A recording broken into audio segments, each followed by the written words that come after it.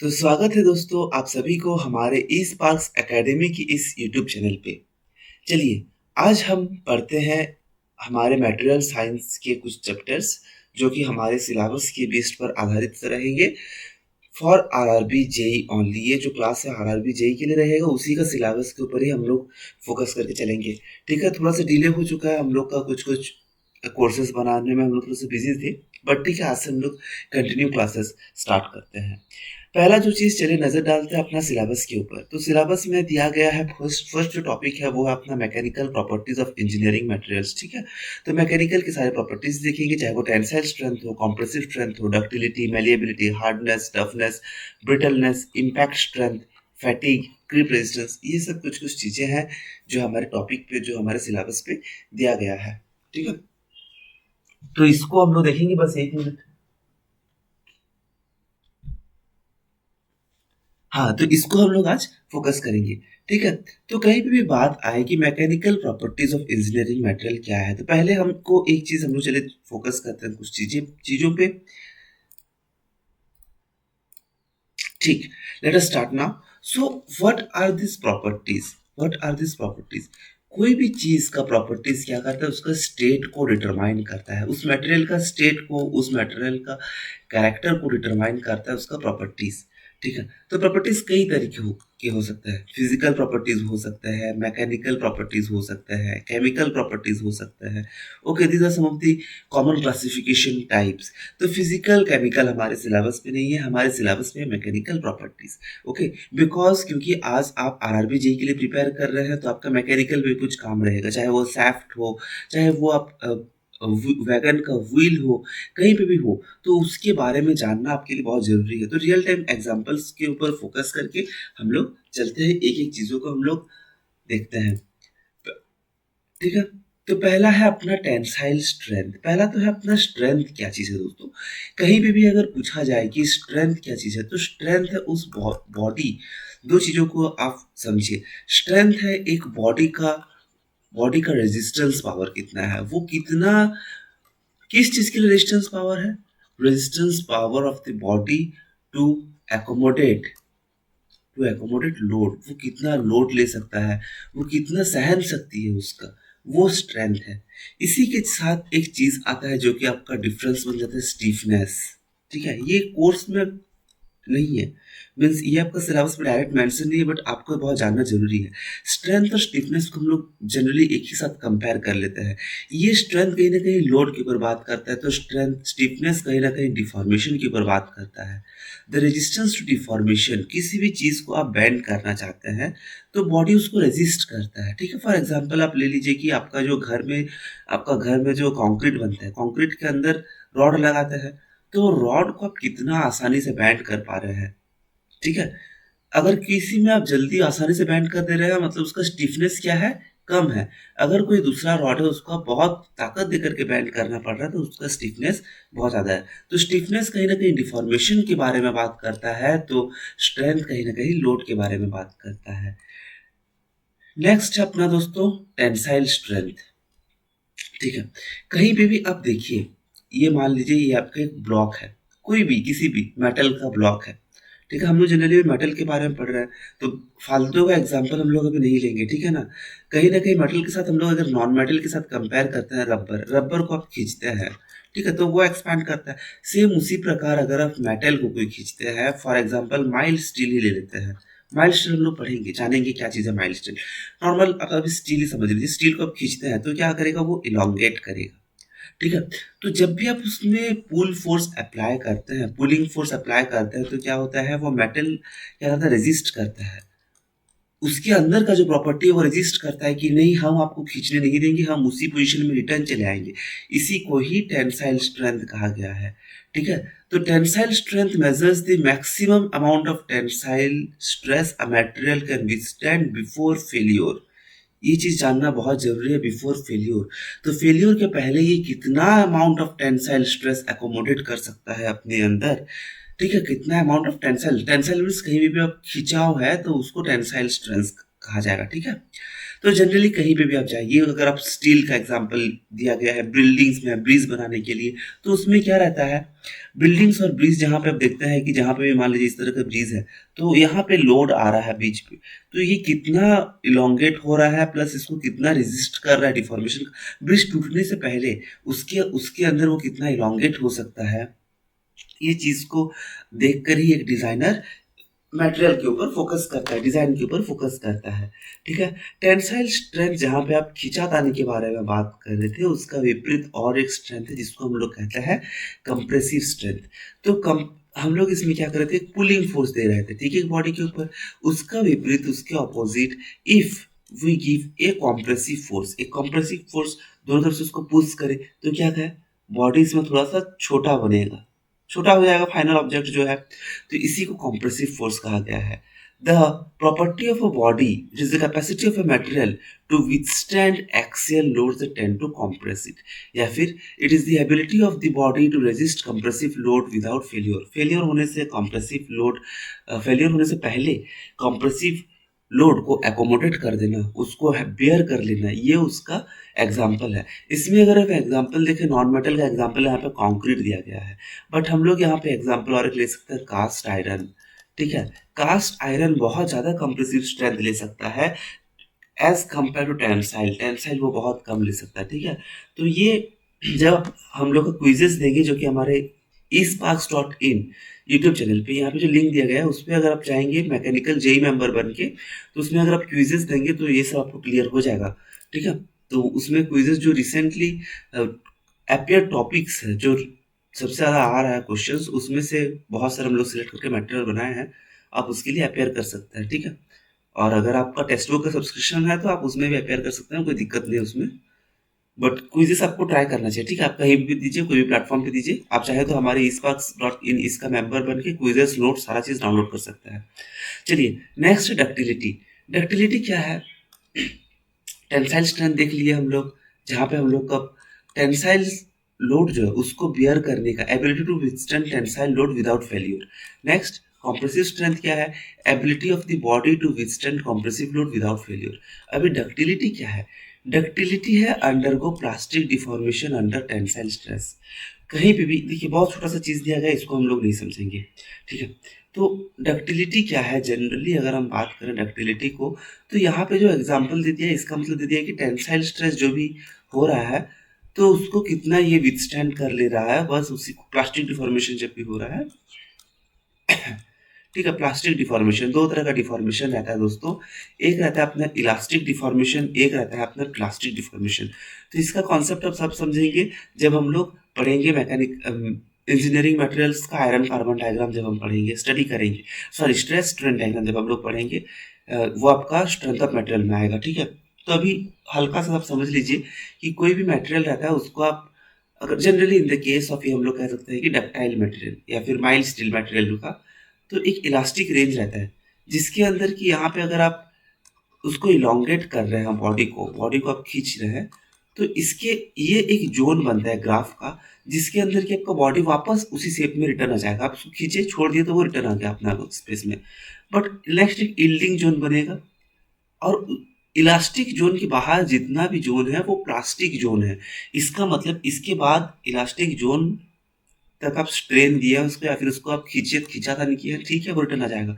उसके बाद अगर आप इसको खींचते हैं तो क्या होगा, ये अपना स्टेट में रिटर्न नहीं आ पाएगा। ये क्या होगा, अपना परमानेंट पोजीशन एक धारण कर लेगा। आप मान लीजिए उसको इतना खींच लिए हैं अभी, और वो रिटर्न नहीं आ पाएगा। तो प्लास्टिक डिफॉर्मेशन वही रहता है जो कि परमानेंट डिफॉर्मेशन है बॉडी में। उसके इलास्टिक के बाद आप कितना भी उसमें फोर्स दीजिए, वो प्लास्टिक फेज में एक बार चला गया तो वो इलास्टिक फेज में रिटर्न नहीं आ पाएगा, ठीक है। तो जहां पे भी डक्टाइल मटेरियल का बात करते हैं तो इसमें कहा गया है डक्टाइल मटेरियल मीन्स कितना ये प्लास्टिक डिफॉर्मेशन कर सकता है, ठीक है। मटेरियल जिसमें डक्टिलिटी बहुत ज़्यादा है वो ज़्यादा प्लास्टिक डिफॉर्मेशन कर पाएगा, जिसमें कम डक्टिलिटी है, डक्टिलिटी कम होगा मतलब ब्रिटलनेस ज़्यादा आएगा, ठीक है। डक्टाइल का ऑपोजिट है ब्रिटलनेस, मीन्स जो कि बिल्कुल भी प्लास्टिक डिफॉर्मेशन एकोमोडेट नहीं कर पाएगा, या फिर बहुत हल्का सा डिफॉर्मेशन लेगा, तो इसको ब्रिटल मटेरियल कहा जाएगा। इसके बारे में हम लोग पढ़ेंगे। तो डक्टिलिटी में जहाँ पे बहुत ज़्यादा प्लास्टिक डिफॉर्मेशन एक बॉडी ले पाता है जब भी आप टेंसाइल स्ट्रेंथ दे, ठीक है।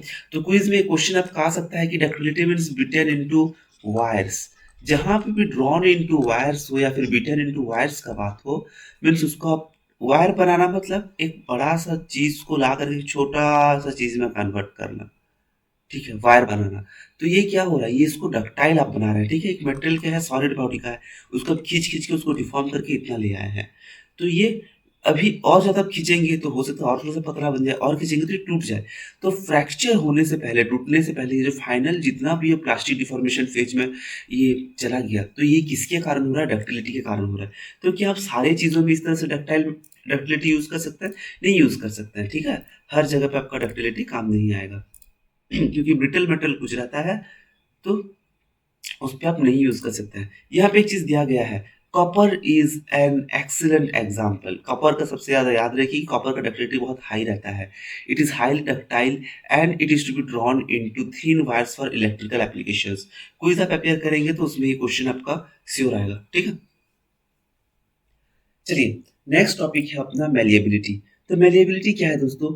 मेलिएबिलिटी है कि कोई भी आप चीज को कितना जल्दी आप सीट में कन्वर्ट कर सकते हैं, ठीक है। कहीं ना कहीं ये डक्टिलिटी के समान है, बट डक्टिलिटी और मेलिएबिलिटी में आप दोनों का अंतर समझिए। दोनों में प्लास्टिक डिफॉर्मेशन हो रहा है, पहला चीज ठीक है, बट ये किस में बन रहा है, ये वायर में कन्वर्ट करने का बात कर रहा है, ये सीट में कन्वर्ट होने का बात कर रहा है। तो अगर इसका बात करें डक्टिलिटी, तो इस किस में ज्यादा है, कॉपर में। सीट में कन्वर्ट करने का बात करते तो इसमें एग्जांपल आपका एल्यूमिनियम आ सकता है, ठीक है। तो materials that are malleable can be hammered और रोल्ड इनटू थिन शीट्स, ठीक है। तो कोई भी मटेरियल अगर आप उसको मैलिएबल अगर कोई मटेरियल बात करता है तो वो उसको हैमरिंग करके उसको आप सीट थिन सीट में कन्वर्ट कर सकते हैं। एल्यूमिनियम एक बहुत अच्छा एग्जांपल है, क्योंकि ये पैकेजिंग लाइट वेट स्ट्रक्चर में भी यूज करता है, किया जाता है इसको, ठीक है। नेक्स्ट चलते हैं दोस्तों, फैटिग जाने से पहले हम लोग थोड़ा सा चलते हैं ब्रिटलनेस के ऊपर। चलिए, देखिए हम लोग पढ़े हैं डक्टिलिटी के बारे में, हम लोग पढ़ लिए हैं डक्टिलिटी के बारे में। अभी हम लोग चले पढ़ते हैं हम लोग ब्रिटलनेस के बारे में। हम एक जोन देखे थे दोस्तों, आयरन कार्बन डायग्राम में कुछ इस तरह का जोन था, अभी हम लोग जो थोड़ा सा रेफर किए हैं। ये अपना इलास्टिक जोन था और ये अपना प्लास्टिक जोन है, ठीक है। कहीं भी अगर आप बॉडी को डिफॉर्म करें, ठीक है, तो कोई ऐसा बॉडी जो कि प्लास्टिक डिफॉर्मेशन होने से पहले ही वो फेल हो जाए, फ्रैक्चर और fail with little to no deformation when subjected to stress, तो वो ज़्यादा स्ट्रेस ले ही नहीं सकता है और वो फेल हो जाए मटेरियल, उस टाइप का मटेरियल को हम लोग ब्रिटल मटेरियल कहते हैं। एग्जाम्पल क्या है दोस्तों, ग्लास। ग्लास को आप गर्म करके बेंड कर सकते हैं, बट ग्लास को आप नॉर्मली क्या उसको आप खींचे, कभी भी ट्राई मत करिए घर में, बट कभी भी अगर आपको बीच में से थोड़ा सा डाउट आ रहा है वो मन में से, तो आप एक काम कर सकते हैं, हैंड ग्लोव पहन के आप इसको खींच सकते हैं विथ प्रॉपर प्रोटेक्टिव इक्विपमेंट्स, ठीक है ना। कभी एग्जाम्पल नहीं लेना चाहिए। या फिर आप सेरामिक, सेरामिक मीन्स घर में टाइल्स हो, चाय का कप हो जो आपका सेरामिक से बना हुआ हो, उस टाइप का मटेरियल को आप वो सब का मटेरियल जो बहुत ज़्यादा ब्रिटल रहता है, क्या है कि वो ज़्यादा लोड नहीं ले पाएगा, कभी हम उसको खींचने जाएंगे तो क्या होगा, वो टूट जाता है। तो इस तरह का जो लोड है उसको अगर आप घर बनाने में इस्तेमाल कर दें तो क्या होगा, हल्का सा खींचातानी होगा तो बहुत ज़्यादा कैटास्ट्रॉफिक फेलियर हो सकता है, और वो बिना वार्निंग का होगा, तुरंत होता है फेलियर, कुछ भी नहीं पता चलेगा, ठीक है। तो ब्रिटल मटेरियल ऑपोजिट है इसका डक्टाइल मटेरियल का। डक्टाइल मटेरियल बहुत ज़्यादा डिफॉर्मेशन ले सकता है, ठीक है, जब भी आप उसमें स्ट्रेस दें, बट ब्रिटल मटेरियल वो लोड नहीं ले सकता है। ब्रिटल मटेरियल का इसीलिए आपका डायग्राम कुछ इस तरह से ही बन जाता है और रुक जाते हैं यहाँ पे। इसके बाद जो प्लास्टिक जोन है ये उसका बनता ही नहीं है ब्रिटल मटेरियल में, ठीक है। ब्रिटल मटेरियल चले समझ गए। अभी चले देखते हैं हम लोग टफनेस के बारे में। टफनेस क्या होता है? देखिए दोस्तों, जब भी हम लोग बात करते हैं, हाँ जो टफनेस, हाँ ठीक है, जब भी हम लोग बात करते हैं मटेरियल लोड एप्लीकेशन का, जब भी हम लोग लोड का बात करते हैं, तीन टाइप का लोड जनरली हम लोग बात करते हैं, ठीक है। एक है अपना ग्रेजुअली अप्लाइड लोड, जो लोड धीरे धीरे से आप अप्लाई कर रहे हैं, ठीक है। आप बैठे हुए हैं चेयर के ऊपर और आपका पैरों तले क्या है, एक वेइंग मशीन रखा है, आप यहाँ पे चेयर पे बैठे हुए हैं और चेयर से आप धीरे धीरे करके, ये नीचे आपका वेइंग मशीन है जिसमें आपका वजन आता है, ठीक है ना। तो यहाँ पे बैठे हुए हैं, अब क्या होता है कि आप धीरे धीरे खड़ा होते हैं, तो क्या होता है इसके ऊपर लोड धीरे धीरे बढ़ता है और चेयर का लोड धीरे धीरे कम हो जाता है। तो जहाँ पे आप धीरे धीरे लोड अप्लाई कर रहे हैं उसको ग्रेजुअली अप्लाइड लोड कहा जाएगा। उसके बाद आपका एक आ सकता है इम्पैक्ट लोड, और है suddenly applied load. Sudden load लिख देते हैं इसको, ठीक है। तीन चीज है। और एक चीज है दोस्तों, sudden load. Sudden load means हो जाता है कि आप यहीं पे खड़े हैं और आप एक बॉल पकड़े हैं, बॉल को अचानक से छोड़ देते हैं। जब अचानक से छोड़ दे रहे हैं, इसमें क्या हो रहा है कि एक इम्पैक्ट आ रहा है इसके ऊपर, ये आपका इम्पैक्ट लोड बन जाएगा। मान लीजिए बॉल को क्या करते हैं आप, पहले ऊपर उछालते हैं जोर से, आप हवा में आप बॉल को उछाल के फिर नीचे पे पटकते हैं, ये आपका आ जाएगा सडनली अप्लाइड लोड। तीन तरह के लोड है, gradually applied load, impact load, sudden load, ठीक है। तो क्यों पढ़ रहे हैं हम लोग इसको, क्योंकि हम लोग अभी पढ़ेंगे टफनेस के बारे में। जहां पे भी बात आए इम्पैक्ट लोड का, ठीक है, जहां पे बात आए इम्पैक्ट लोड का, तो एक चीज आप ध्यान रखिए कि टफनेस क्या मेजर करता है, कि वो कितना अमाउंट ऑफ एनर्जी वो एब्जॉर्ब कर सकता है फ्रैक्चर होने से पहले, ठीक है। फ्रैक्चर होने से पहले कितना अमाउंट ऑफ एनर्जी वो एब्जॉर्ब कर पाएगा।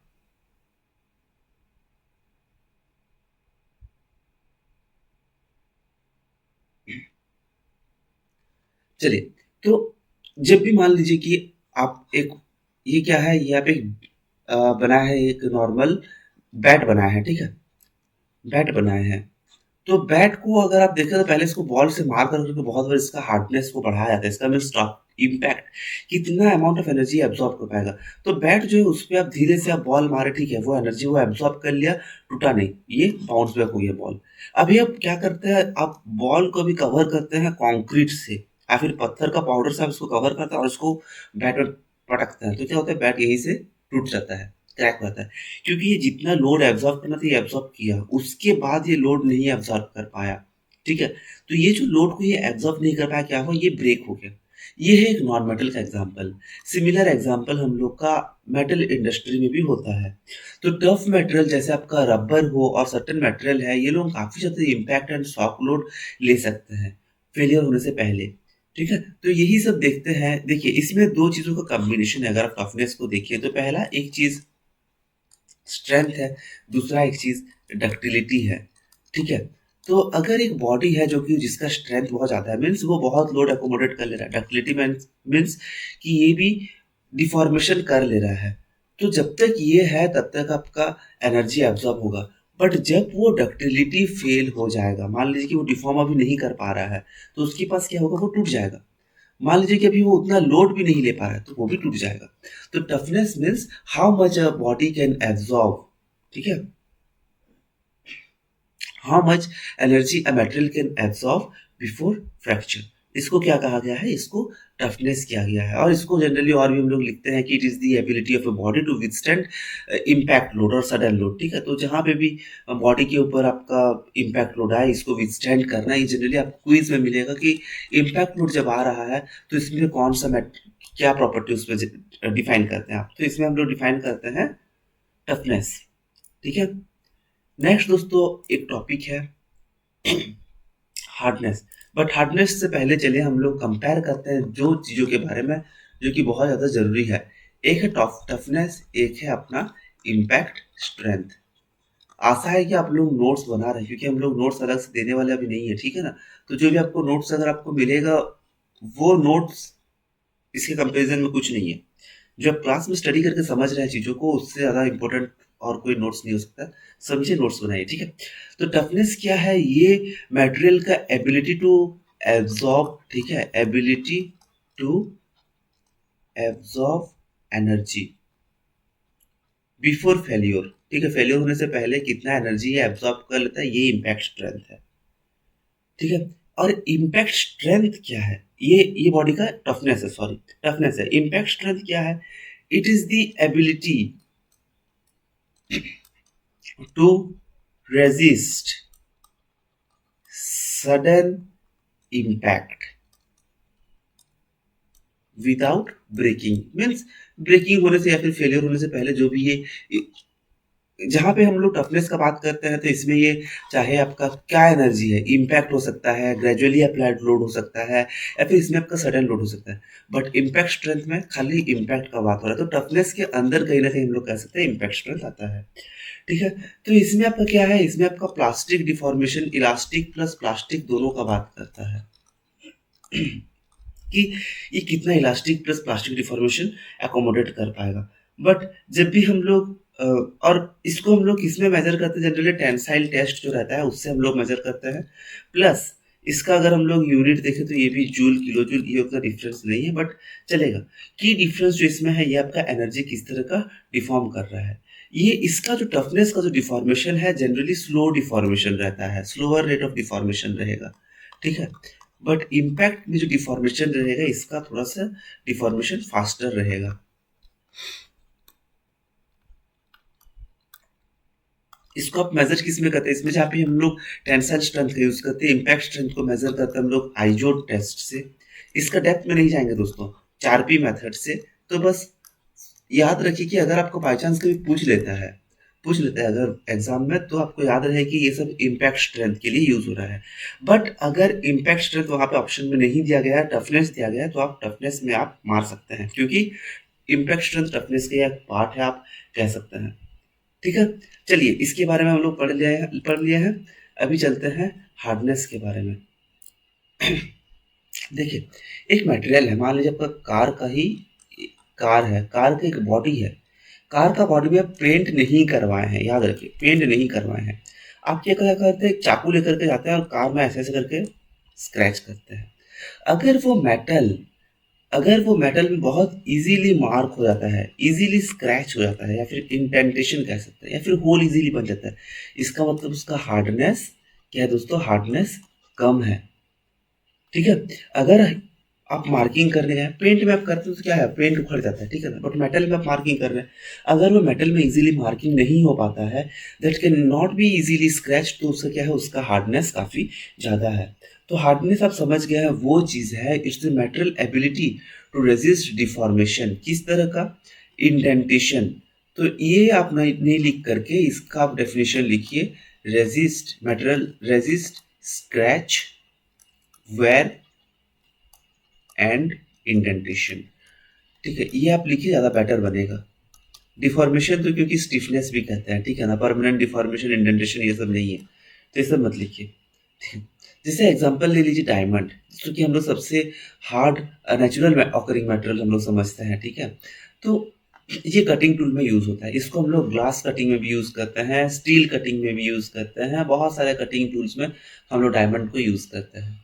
क्यों? क्योंकि इसका हार्डनेस बहुत जल्दी है, ये दूसरों को स्क्रैच कर लेगा मगर खुद उतना जल्दी स्क्रैच नहीं होगा। ठीक है ना?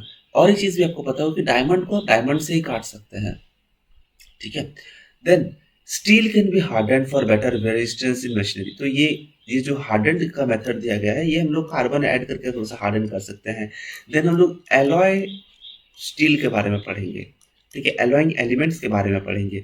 तब हम लोग देखते हैं कि हम लोग इसको हार्डन किस किस एलिमेंट्स को ऐड करके हम लोग उसको हार्डन कर सकते हैं। तो जनरली सिमिलर सा चीज़ है कि स्टील को हम लोग हार्डन कर सकते हैं, उसका मशीनरी उसमें टूल्स में जब उसको कन्वर्ट करते हैं, स्टील बहुत कम हार्ड रहता है। ठीक है? जो नॉर्मली अपना स्टील रहता है ना, उसका हार्डनेस बहुत कम रहता है, उसको हम लोग हार्ड करेंगे। किस तरह का हार्ड करेंगे, चाहे वो उसको हीट ट्रीटमेंट करें या फिर उसमें एलॉइंग एलिमेंट मिलाएं, ताकि वो बेटर मशीन टूल्स के हिसाब से बिहेव कर पाए। ठीक है? मशीन टूल्स में जनरली आपका लैद मशीन हो, कहीं भी मशीन आपका यूज हो रहा है आपका वर्कशॉप में कहीं भी, तो वो मशीन टूल्स कहा जाता है। चलिए नेक्स्ट टॉपिक है दोस्तों अपना फटीग।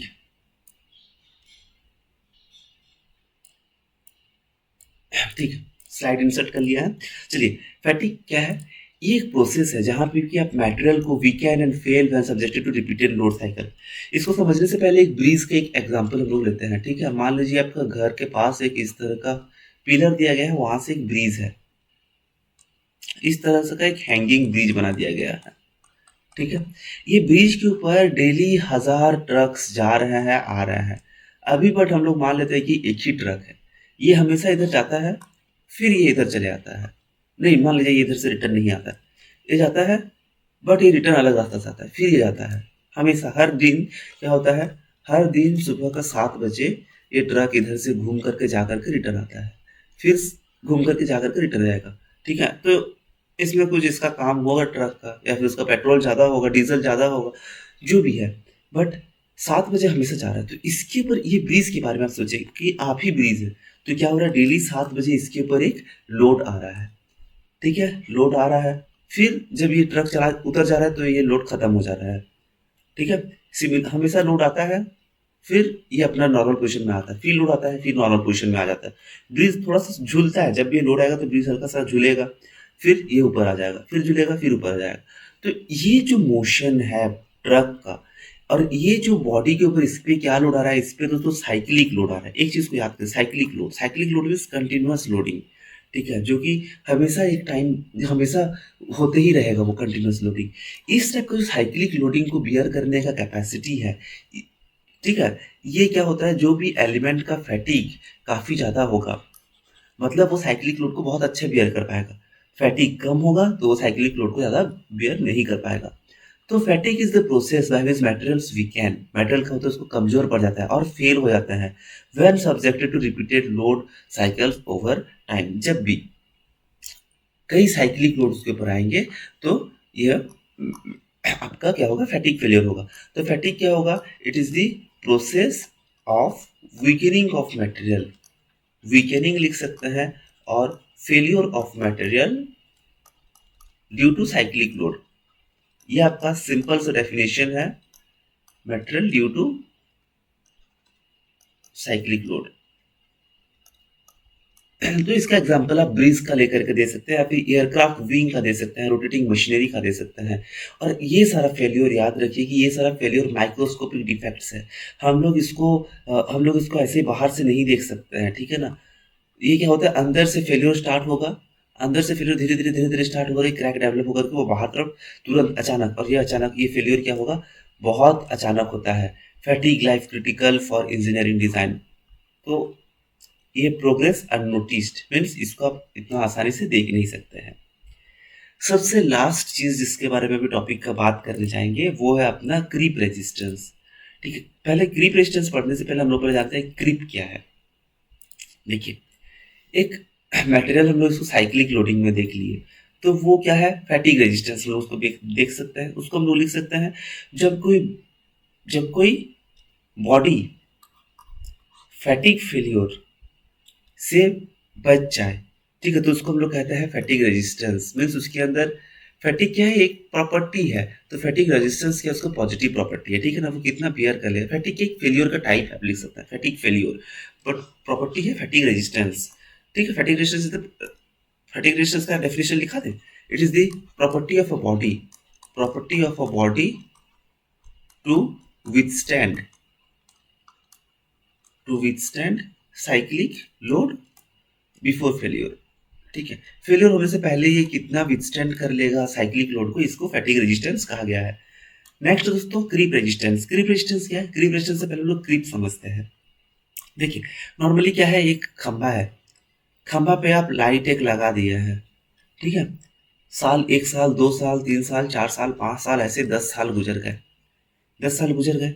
अब देखिएगा ये खंभा किसका बना है, स्टील का मान लीजिए बना है, या फिर एल्यूमिनियम का बना हुआ है। तो क्या होगा, धीरे धीरे आप नोटिस करेंगे दोस्तों, ये खंभा क्या होता है, धीरे धीरे इस तरह से बैंड हो जाता है, ठीक है, इस तरह से बैंड हो जाएगा, इसका लाइट जो है इस तरह से बन जाएगा। फिर धीरे धीरे जाएंगे, कभी होगा कि ऐसे होकर के ये खंभा ऐसे रहेगा, फिर यहाँ से टूट गया होगा ये। तो ये क्यों होती है, बीचों बीच ऐसे कैसे टूट गया, यहाँ पे तो आकर के कोई हेलीकॉप्टर या फिर ट्रक आकर के ठोकेगा तो वो नीचे से बैंड टूटेगा, बट ऊपर से बैंड टूटने का कारण क्या है, इसका रीजन होता है क्रीप। कहीं पे भी बॉडी पे एक कंटिन्यूअस लोड लगा रहे, आप समझें कि इसमें कंटिन्यूअस लोड क्या है। देखिए, ये जो लाइट है इसका भी कुछ वजन रहेगा, भले ही वो 100 ग्राम का भी हो, बट एक वेट वो उसके ऊपर लगा रहा है, कंटिन्यूअस लोड है। नेक्स्ट, टेम्परेचर ज़्यादा हो, तो ये सब कंडीशन में continuous loading and high temperature जहाँ पे हो, तो ये सब जगह पे आपका क्रीप फेलियर हो सकता है, ठीक है। ये फेलियर को क्रीप कहेंगे। तो creep resistance is materials ability to withstand permanent deformation. देखिए, परमानेंट डिफॉर्मेशन को विथस्टैंड करने का under constant load and high temperature over time, ये चीज को याद रखना है।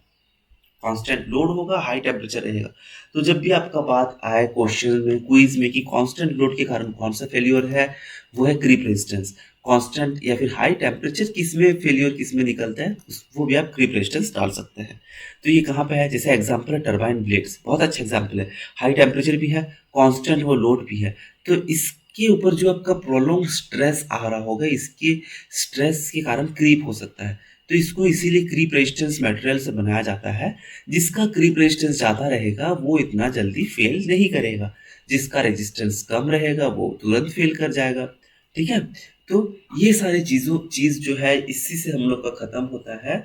इसी से दोस्तों हम लोग का ख़त्म होता है आज का फर्स्ट टॉपिक का पहला सिलेबस जो ख़त्म होता है। तो हम लोग mechanical properties of engineering material के बारे में पढ़े, हम लोग टेंसाइल स्ट्रेंथ के बारे में पढ़े, compressive strength, ductility, malleability, hardness, toughness, brittleness, impact strength, fatigue and creep resistance, ये सारे चीज़ों के बारे में हम लोग पढ़ लिए हैं। ठीक है, चलिए दोस्तों, ठीक है, आज के लिए अभी यहीं पे ख़त्म करते हैं, क्योंकि नेक्स्ट क्लास में और थोड़ा सा हम लोग इंपॉर्टेंट चीज़ों के बारे में पढ़ेंगे, जहाँ हम पढ़ेंगे स्टील का क्लासिफिकेशन के बारे में, माइल्ड स्टील के बारे में, एलॉय स्टील के बारे में। तो तब और भी ध्यान लगाना है। ठीक है, तब तक टाटा बाय बाय, और अपना हमारे इस चैनल को आप सब्सक्राइब कर लीजिए। ठीक है, टेक्स्ट बुक यूज़ कर रहे हैं, अगर आप टेक्स्ट बुक पे नया coupon code means text book का नया सब्सक्रिप्शन लेना चाहते हैं तो आप PRCity12 कूपन कोड यूज़ कर सकते हैं। थोड़ा सा बेनिफिट इसमें हमको भी मिल जाएगा। और अगर आप क्विज़ेस या फिर नोट्स डाउनलोड करना चाहते हैं, हमारे eastpass.in वेबसाइट पे आप ज्वाइन करिए। वहाँ पे आप क्विज़ेस और नोट्स, इस पे आप ज्वाइन करेंगे तो इसमें आपका आएगा दोस्तों एक कोर्सेज करके टॉपिक रहेगा, या फिर उसमें देखिएगा एक स्टडी मटेरियल करके टॉपिक रहेगा। उस पे रहेगा स्टडी मटेरियल, उसके नीचे आप क्लिक करेंगे तो एक आपका SSC RRB आएगा, इसको क्लिक मत करिएगा। आपका जेई मेंबरशिप है, जेई मेंबरशिप आप ले लीजिएगा, परचेज कर लीजिएगा। JE membership, premium JE membership है वो आपका। तो उसमें आपको क्विजेस बहुत सारे अनलॉक हो जाएंगे डेली के बेसिस में हम लोग क्विजेस उसमें अपलोड करते हैं। ठीक है, 2-3 दिन में जितना टॉपिक कवर हुआ उसका क्विजेस हम लोग बेस्ट बेस्ट क्विजेस जो है, जो कि ऑल ओवर इंडिया में मीन्स यूज है उस क्विजेस का, जो कि आ चुका है एग्जाम पे, उसको हम लोग जनरली ये करते हैं। ठीक है, चलिए मिलते हैं तब तक नेक्स्ट क्लास में। Tata bye bye and keep studying.